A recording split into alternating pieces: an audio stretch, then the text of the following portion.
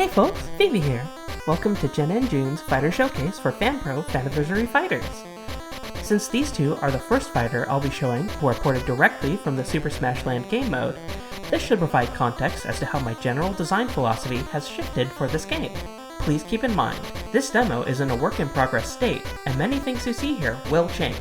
To briefly recap, Jenna and June's primary theme from Rival's Workshop was that all of their normal attacks were essentially 2 attacks in one.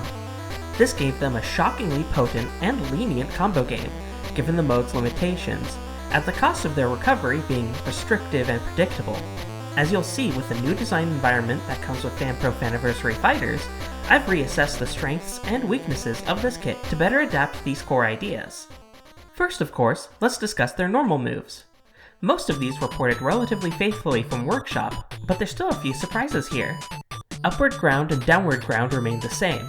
Up ground is great at catching opponents above them and comboing into an aerial follow-up, and down ground is still their safest poking tool, dealing unique hits depending on if the kick or punch landed.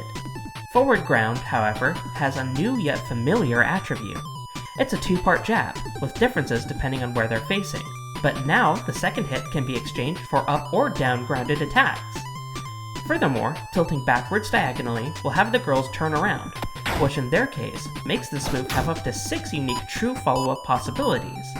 This mechanic was inspired by how Rivals handles jab combos, and is getting plenty of use here.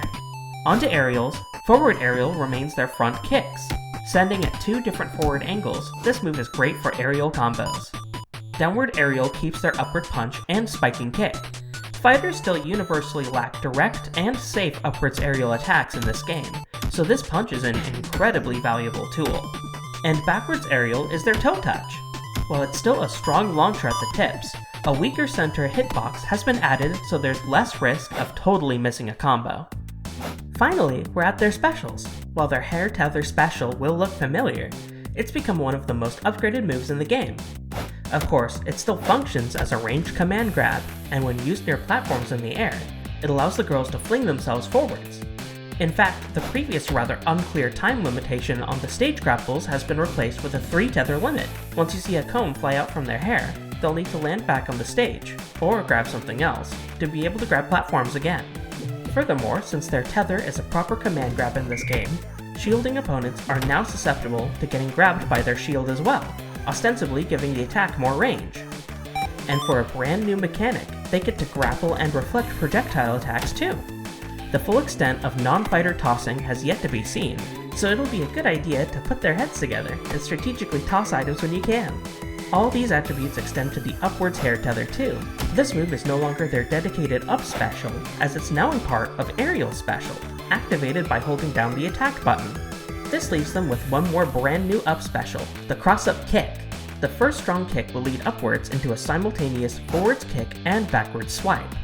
These hits deal different knockbacks, with the kick being consistently strong, and the swipe having situational edgeguard potential. The momentum of the move can be angled throughout each attack segment to potentially aim which strike gets dealt. This move doesn't go nearly as far as the upwards hair grapple, but it's a recovery option that they desperately needed. While this wraps up Jenna and June's fighter overview, there's one more thing I'd like to discuss today. With the announcement of the last ComProject patch theme, we had a fantastic turnout. Clearly this helped inspire fellow ComPro designers, so we're doing it again. The next batch's theme is Thorns.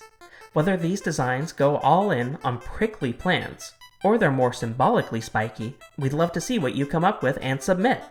Now, this will conclude the fighter presentation. I apologize for the time between these videos extending longer than I anticipated. At the time, I wasn't exactly sure how much involvement I'd still have with Rivals modding, which recently has taken up a lot of time for something I can't quite show just yet. Rest assured though, the game is getting completed bit by bit. There's not much left to complete for the next showcase, so until next time, which should hopefully be very soon, I wish that you have fun. Goodbye!